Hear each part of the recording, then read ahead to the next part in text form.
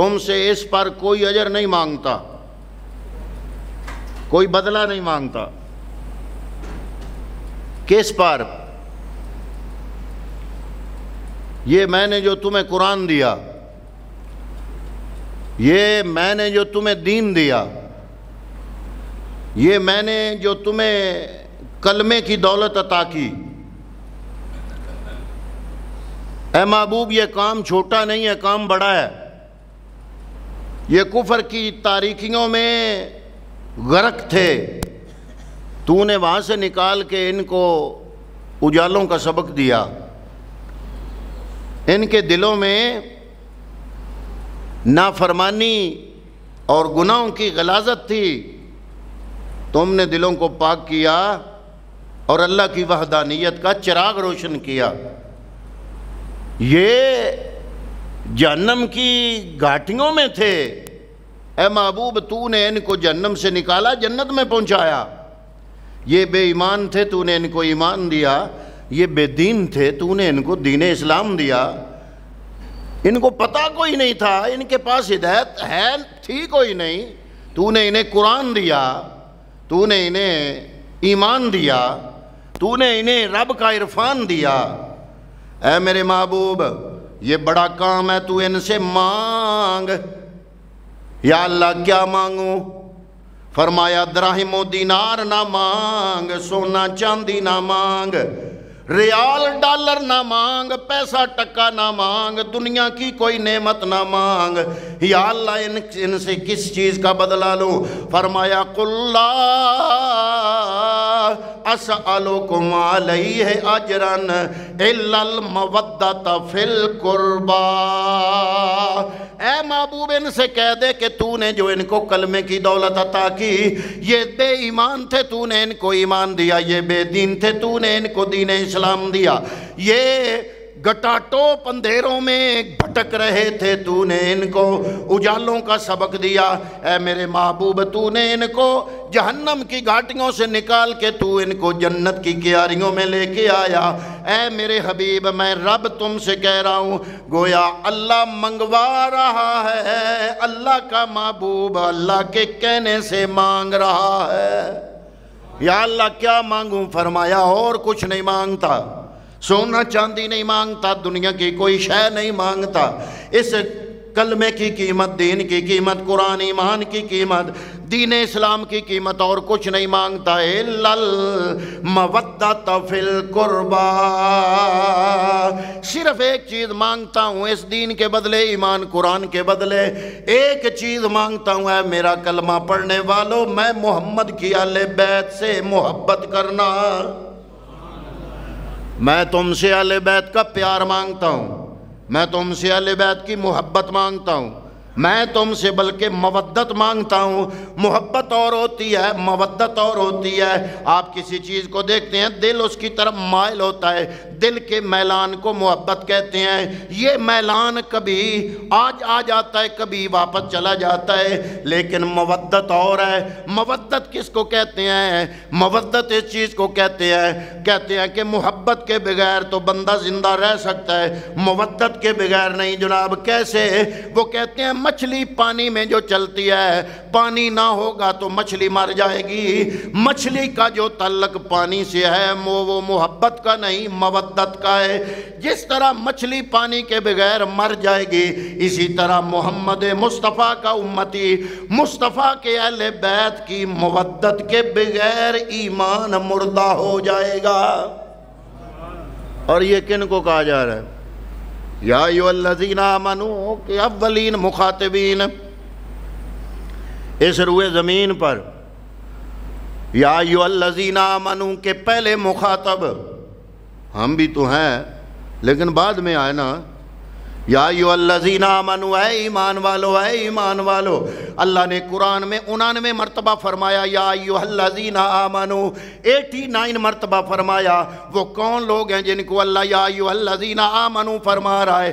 اس روئے زمین پر یا ایھا الذین آمنوا جن لوگوں کو کہا گیا، اس کے پہلے مخاطب وہ ہیں جن کو صحابہ کرام کہا جاتا ہے۔ بھی اوروں سے تو بات نہیں، بات ان سے ہے نا جن کو کلمہ دیا۔ بات ان سے ہے جن کو دین دیا، بات ان سے ہے جن کو ایمان اسلام دیا، بات ان سے کی جا رہی ہے۔ اس لیے صحابہ کرام رضوان اللہ تعالی علیہ مجمعین جانتے تھے کہ محمد عربی کی محبت کیا چیز ہے اور اہل بیت محمد مصطفیٰ کی محبت کیا چیز ہے۔ ان کا آپس میں محبت تھی، ان کا آپس میں تعلق تھا، رشتہ تھا محبت کا۔ صحابہ کرام رضوان اللہ تعالی علیہ مجمعین، آج میری تقریر کا عنوان ہی یہی ہے، عظمت اہل بیت مصطفیٰ بزبان صحابہ، جن کو اللہ کے قرآن نے کہا رضی اللہ عنہم ورضوا عنہ، اللہ ان پہ راضی، یہ اللہ پہ راضی، جن کے بارے میں اللہ نے قرآن مجید میں کہا اولئک الذین امتحن اللہ قلوبہم للتقوی، اے لوگو میں رب العالمین نے صحابہ کرام کے دلوں کو تقوی پر پرکھ پرکھ کے ان کو کامیاب قرار دے دیا ہے۔ رضی اللہ عنہم ورضوا عنہ والسابقون الاولون من المہاجرین والانصار۔ حضرات محترم، بار بار مختلف مواقع پہ قرآن جن صحابہ کرام کی تعریفیں بیان کر رہا ہے، وہ صحابہ کرام آل بیت اطہار سے کتنا پیار کرتے تھے۔ میں اگلے دن بھی ایک جگہ پہ کہہ رہا تھا، اور یہ حقیقت ہے، میں آج پھر کہوں گا کہ جب صحابہ نے کلمہ پڑھا، مسلمان ہوئے، تو اللہ کے راستے پہ آئے، رب کا قرب اختیار کرنے کا عرض کیے حضور کی بارگاہ میں، تو حضور نے فرمایا جو پہلی چیز اسلام میں فرض ہوئی وہ نماز ہے۔ فرمایا کسی 1.25 لاکھ نبی آئے، کسی امت کو زور دی گئی، کسی کو عصر دی گئی، کسی کو فجر دی گئی، کسی کو عشاء دی گئی۔ 1.25 لاکھ نبیوں کی کسی بھی امت کو یہ عظمت نہیں ملی، یہ صرف محمد مصطفیٰ کی امت کو نصیب ہوئی کہ اللہ نے 24 گھنٹوں میں 5 مرتبہ اپنی بارگاہ کی حاضری کی اجازت عطا فرمائی۔ بلکہ قرآن مجید میں اللہ تعالیٰ نے دیگر امتوں کو تو فرمایا فَاذْكُرُوا نِعْمَتِيَ الَّتِي أَنْعَمْتُ عَلَيْكُمْ، تم میری نعمتوں کو یاد کرو۔ دیگر امتوں کی رسائی اللہ کی نعمتوں تک ہے، مصطفیٰ کی امت کو فرمایا تمہاری رسائی صرف نعمتوں تک نہیں، فَاذْكُرُونِي أَذْكُرْكُمْ، تم مجھے یاد کرو میں تمہیں یاد کروں گا۔ امت مصطفیٰ کی رسائی رب کی ذات تک ہے، دیگر امتوں کی رسائی نعمت خداوندی تک ہے کہ میری نعمتوں تک پہنچو گے تو مجھ تک رسائی ہوگی۔ امت مصطفیٰ کی یہ عظمت ہے۔ یا اللہ یہ قرب کیسے ملے گا؟ اس قرب کے لیے بہترین پہلی سیڑھی اور پہلا درجہ جس سے رب کا قرب نصیب ہوگا وہ ہے نماز۔ اب وہ لوگ کیا جانتے ہیں کہ نماز کیا ہے؟ جب پہلے مسلمان ہوئے کہ نماز کس کو کہتے ہیں؟ یا اللہ تسبیح لے کے کونے میں بیٹھ کے تیرا ذکر کرنے کو نماز کہتے ہیں، لیٹ جانے کو نماز کہتے ہیں، بیٹھ جانے کو نماز کہتے ہیں، کن کاموں کا نام نماز ہے؟ فرمایا مصطفیٰ کی پاس جاؤ، وہ سمجھا دے گا نماز کس کو کہتے ہیں۔ یا رسول اللہ نماز کیا ہے؟ فرمایا میں وضو کرتا ہوں، تم ایسے کرو جیسے میں کروں گا، پھر جیسے میں نماز پڑھتا ہوں ایسے تم پڑھو، یہ نماز ہوگی۔ اللہ اکبر کر کے کھڑے ہو جاؤ رب کی بارگاہ میں، اس کی ثنا شروع کرو، سبحانک اللہم وبحمدک وتبارک اسمک وتعالی جدک، یا اللہ تو پاک ہے، تیرا نام برکت والا ہے، تو بڑی بزرگی والا ہے، ولا الہ غیرک، یا اللہ تیرے علاوہ میری عبادت کے لائق کوئی نہیں۔ اعوذ باللہ من الشیطان الرجیم، بسم اللہ الرحمن الرحیم۔ آگے جناب پڑھو سورہ فاتحہ، کوئی نہ کوئی سورت ملا کے پڑھو، یہ تمہارا قیام ہو گیا۔ قیام کے بعد اللہ اکبر کہہ کے رکوع چلے جاؤ، رکوع میں جا کے پڑھو سبحان ربی العظیم، اللہ کی عظمتوں کو بیان کیا، سمع اللہ لمن حمدہ، اس اللہ نے سن لیا اس بندے کو جس بندے نے اس رب کی حمد کو بیان کیا۔ اور کیا کیا پھر جب رکوع مکمل ہوا؟ سمع اللہ لمن حمدہ ربنا لک الحمد، اللہ اکبر کہہ کے سجدے میں چلا گیا۔ 2 رکعتیں پڑھنی تھی، 4 پڑھنی تھی، 3 پڑھنی تھی، جتنی نیت کی اتنی پڑھی۔ پڑھنے کے بعد آخری تشہد میں بیٹھ گیا، پڑھا تحیات للہ والصلوات والطیبات، یا اللہ اب تک جو بھی میں نے کیا یہ تیرا ذکر فکر کیا، میری مالی جانی بدنی ساری باتیں تیرے لیے، السلام علیکہ ایھا النبی، یا اللہ عبادتیں تیرے لیے، اے نبی سلام تیرے لیے، اے نبی سلام۔ اور سنی خوش بخت ہے تو، تیرے عقیدے کا ایک ایک دانہ رب نے نماز میں ڈالا ہے۔ کچھ لوگ کہیں گے الصلاۃ والسلام علیک یا رسول اللہ نہ پڑھو، اس میں مخاطب کا صیغہ ہے، مخاطب سامنے بندہ ہو تو اس کو مخاطب کا صیغہ بولا جاتا ہے، دور ہو تو نہیں بولا جاتا۔ حضور مدینے ہے، تم یہ جو سنی پڑھتے ہو الصلاۃ والسلام علیک یا رسول اللہ، یہ سامنے والے کے لیے۔ میں نے کہا چلو جناب یہ تو سامنے والے کے لیے، نماز میں تمہاری مسجد میں نبی آ جاتے ہیں یا لفظ بدل لیتے ہو؟ نماز میں بھی تمہارے لفظ یہی ہیں، السلام علیکہ ایھا النبی۔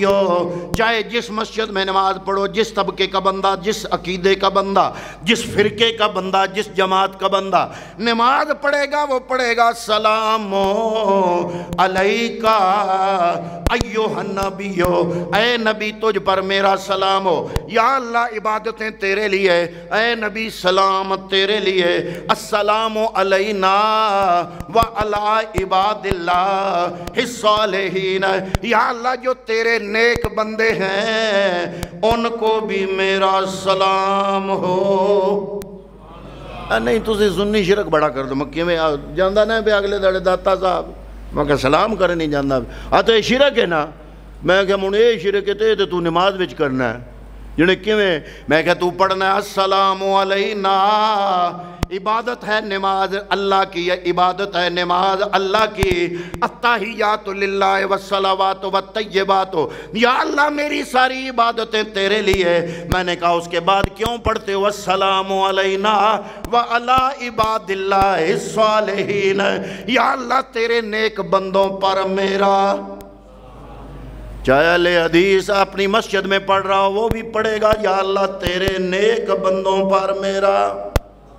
میں نے کہا ہم سنی بھی اللہ کے نیک بندوں کو اللہ نہیں مانتے، بلکہ ان کی عبادت نہیں کرتے، ان کو صرف سلام کرتے ہیں، ان کی عزت کرتے ہیں، احترام کرتے ہیں۔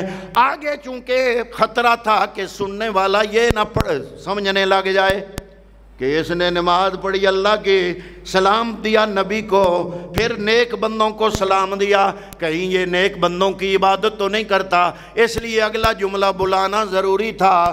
اللہ نے فرمایا ہے نمازی آگے پڑھ اشہد اللہ الہ الا اللہ، میں گواہی دیتا ہوں کہ میری عبادت کے لائق صرف اللہ ہے۔ یعنی میں اگر ان لوگوں کا نام لے رہا ہوں یا سلام بھیج رہا ہوں، عبادت نہیں کر رہا، ان کو خدا نہیں مان رہا، اللہ کا بندہ سمجھ کے صرف عزت کر رہا ہوں۔ میں نے کہا ہم سنی ان کو خدا نہیں بناتے، صرف ان کی عزت کرتے ہیں۔ جو کام تم نماز میں کرتے ہو ہم نماز میں بھی کرتے ہیں، جو عقیدہ ہمارا نماز میں ہوتا ہے وہی عقیدہ سلام پھیرنے کے بعد ہوتا ہے۔ تیرا عقیدہ نماز میں اور ہے، سلام پھیرنے کے بعد اور ہے۔ بہرحال جناب آگے بندہ پڑھتا ہوا اشہد ان محمدن عبدہ و رسولہ، میں گواہی دیتا ہوں محمد عربی صلی اللہ علیہ وسلم، میں ان کی عبادت نہیں کر رہا، اگر ان کو میں نے سلام کیا ہے تو اس لیے کیا ہے کہ وہ اللہ کے بندے اور اللہ کے رسول ہیں۔ آگے جناب وہ نمازی وہ جو پہلے یا ایھا الذین آمنوا کے اولین مخاطبین، میں بات بڑی دور لے جانے والا ہوں، یا ایھا الذین آمنوا کے اولین مخاطبین جنہوں نے طریقہ سیکھا نبی سے نماز کا۔ یا رسول اللہ اب آگے کیا پڑھیں؟ فرمایا آگے پڑھو اللہم صلی علی محمد وعلی ابو بکر صدیق نماز پڑھ رہا ہے، یا اللہ رب کا قرب یا رسول اللہ لینا ہے۔ فرمایا نماز پہلا کرینہ ہے، پہلا زینہ ہے، پہلی سیڑھی ہے اللہ کے قرب کی۔ یا اللہ، یا رسول اللہ نماز کیا ہے؟ فرمایا پہلے اللہ کی ثنا کرو، اس کی امن کرو، رکوع جاؤ، پھر اس کی عظمت بیان کرو، سجدہ جاؤ سبحان رب الاعلیٰ، اس کی تسبیحیں بیان کرو، پھر نبی پر درود پڑھو۔ پھر خاص خیال رکھنا صرف نبی نہیں، ابو بکر ہو یا عمر ہو، عثمان ہو یا ابو ہریرہ ہو، عبداللہ ابن مسعود ہو یا حضرت ابو ذر ہو، حضرت مقداد ہو یا حضرت سلمان ہو، ارے کوئی بھی صحابی رسول، یا ایھا الذین آمنوا کے اولین مخاطبین، یہ جتنے بھی صحابہ تھے اتنے تک ان کی بھی نماز مکمل نہیں ہوتی تھی جتنے تک یہ محمد کی آل پر درود نہیں پڑھتے تھے، جتنے تک یہ پڑھتے نہیں تھے اللہم صلی علی محمد و علی، بولیے بولیے و علی۔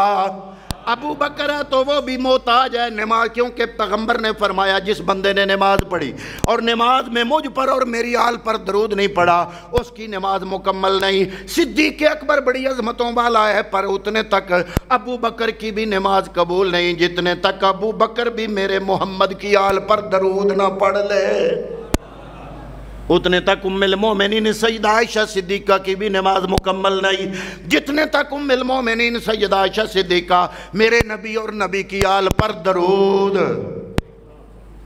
نہ پڑھ لے۔ سنیو گل ہضم کرنا تواڈے واسطے بڑا اوکھا ہے، پر یہ تے مسئلہ ہے کہ میں کدی کسے واسطے اوکھا بن جانا، کدی کسے واسطے کیوں؟ جڑا بندہ حق بیان کردہ ہوئے، حق بیان کردہ ہوئے، کسے نو جناب ہر بندے نے حق جڑا ہے وہ چنگا مٹھا نہیں لگدا، کدی کدی کڑوا بھی لگدا ہے۔ آج میری تقریر کا عنوان جو ہے وہ یہی ہے، عظمت اہل بیت بازبان صحابہ۔ ام المومنین سیدہ عائشہ صدیقہ رضی اللہ تعالیٰ عنہ آپ سے پوچھا جاتا کہ لوگوں میں سے رسول اللہ صلی اللہ علیہ وآلہ وسلم کا سب سے زیادہ محبوب کون ہے؟ تو ام المومنین فرماتی فاطمہ الزہرا محبوب ہے۔ سوال کرنے والا سوال کرتا جناب مردوں میں سے، ام المومنین سیدہ عائشہ صدیقہ فرماتی زہرا کے باپ علی المرتضی مردوں میں سے سب سے پیارے ہیں۔ یہ ترمذی شریف کی حدیث پاک ہے، لیکن ایک نظر سے نہ دیکھو دوسری آنکھ سے بھی دیکھو۔ جب حضرت سیدہ فاطمہ الزہرا سے پوچھا جاتا کہ اے فاطمہ الزہرا آپ کے والد محترم محمد مصطفیٰ 1.25 لاکھ نبیوں کے سامنے کون سب سے زیادہ پسندیدہ تھا، تو حضرت فاطمہ الزہرا نے فرمایا ام المومنین عائشہ صدیقہ۔ پوچھا گیا جناب مردوں میں سے، حضرت سیدہ زہرا فرماتی ہیں کہ مردوں میں سے عائشہ کا باپ ابو بکر صدیق زیادہ محبوب ہے۔ حضرت قیس بن حازم رضی اللہ تعالیٰ عنہ فرماتے ہیں، آپ کی روایت ہے کہ حضرت ابو بکر رضی اللہ تعالیٰ عنہ محفل میں بیٹھے ہیں، مولا علی بھی بیٹھے ہیں، علی کی طرف دیکھ کر صدیق اکبر مسکرانے لگے۔ علی نے پوچھا کیوں میری طرف دیکھ کے ہنس رہے ہو؟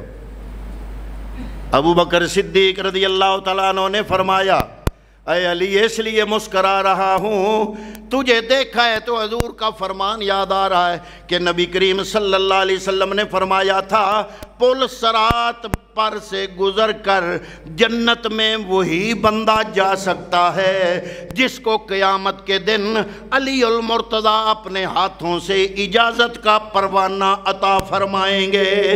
حضرت علی المرتضی شیر خدا آپ ابو بکر صدیق کی طرف دے کر مسکرانے لگے۔ آپ نے فرمایا اپنے نبی کی حدیث مکمل نہیں سنائی، اگلا حصہ جو رہ گیا میں سناتا ہوں۔ اس کے بعد حضور نبی کریم نے فرمایا تھا اے علی، مجھے مخاطب کر کے فرمایا تھا اے علی خبردار، یہ جنت کا پروانہ صرف اس بندے کو دینا جس امتی کے دل میں ابو بکر اور عمر کا پیار ہوگا۔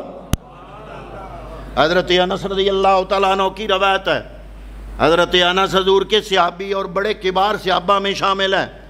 آپ فرماتے ہیں حضرت علی حضور نبی کریم صلی اللہ تعالیٰ علیہ وسلم کی خدمت میں آئے، پیغمبر اسلام اپنے صحابہ کے درمیان بیٹھے ہوئے ہیں، اتنے میں اوپر سے مولا کائنات مولا علی اندر داخل ہوئے۔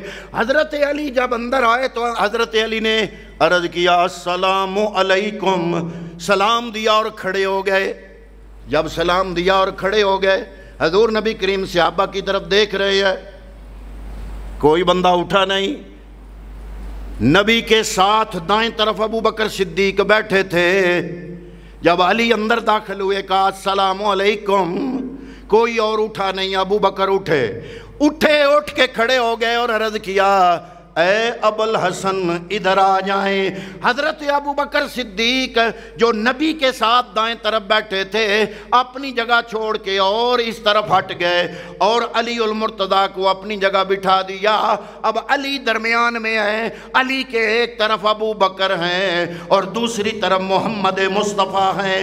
جب نبیوں کے امام نے حضرت ابو بکر کے اس عمل کو دیکھا، آپ دونوں کی طرف دیکھ کے مسکرا رہے ہیں۔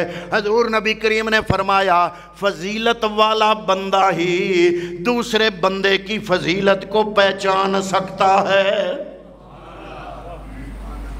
لاؤ کہیں تے فتوائی دے یا ادلے، نہ کاڑے لا سکتے نہ چٹے لا سکتے۔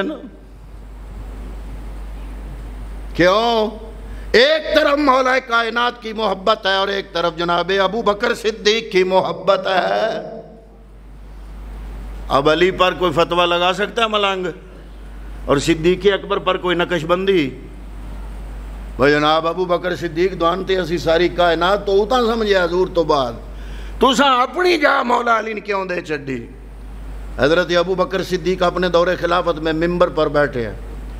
امام حسن بچے ظاہر ہے کہ حضور نبی کریم کے وصال کے وقت آپ بالکل چھوٹے بچے تھے، اور 2.5 سال صرف صدیق اکبر نے خلافت کی۔ آپ ممبر پہ بیٹھے ہیں، اوپر سے امام حسن آ گئے، چھوٹے تھے۔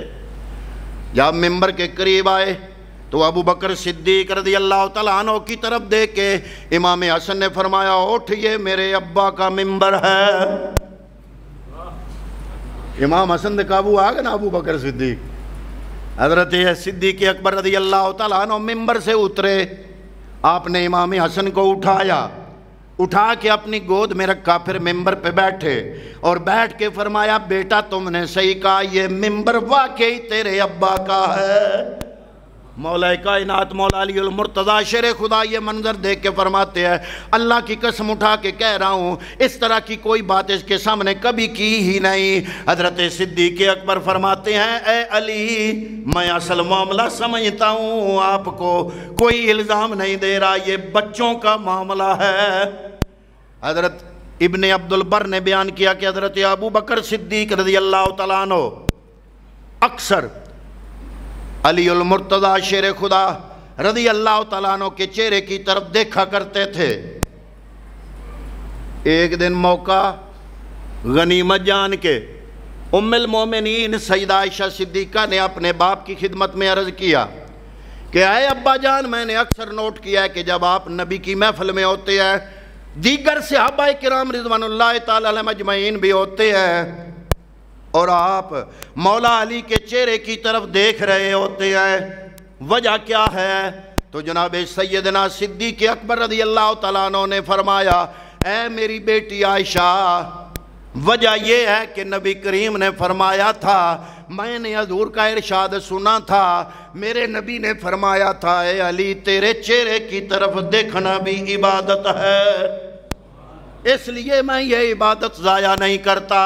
حضرات محترم، اگر صحابہ کے دل میں آل رسول کا بغض ہوتا تو یہ سارے واقعات کیسے پیش آنے تھے؟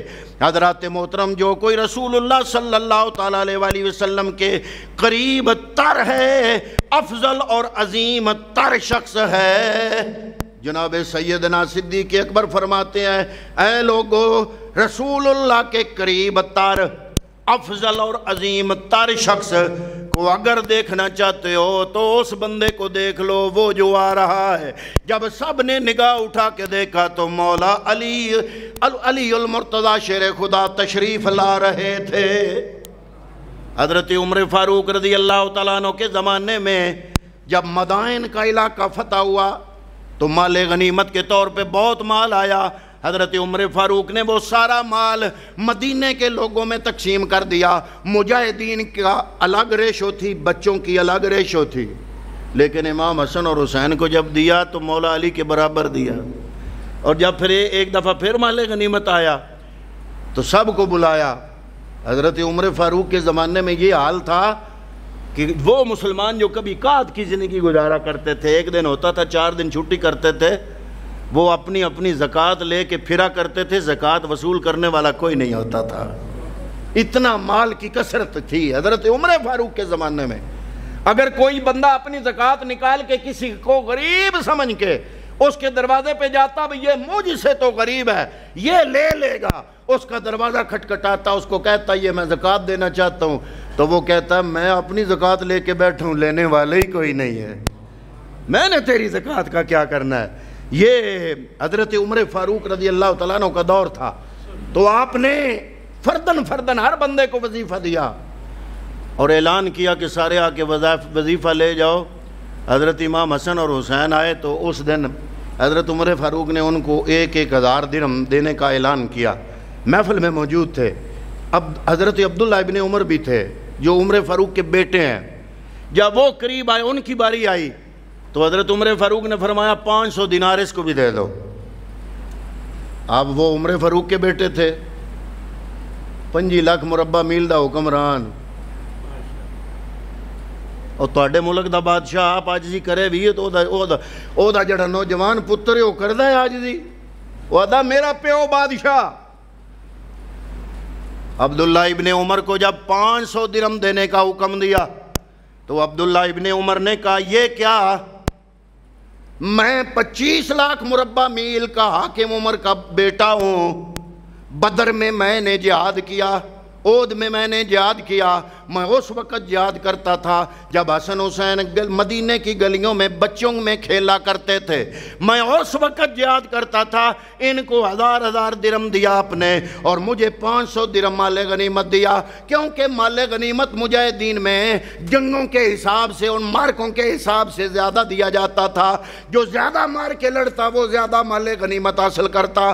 عبداللہ ابن عمر نے کہا کہ میں اس وقت جنگیں لڑا کرتا تھا جب حسن اور حسین مدینے کی گلیوں میں بچوں کے درمیان بچے ہو کر کھیلا کرتے تھے، میں اس وقت کا مجاہد ہوں، ان کو آپ نے 1000 درہم دیا، مجھے 500 درہم دیا۔ وجہ کیا ہے؟ حضرت عمر فاروق نے فرمایا بات تمہاری ٹھیک ہے،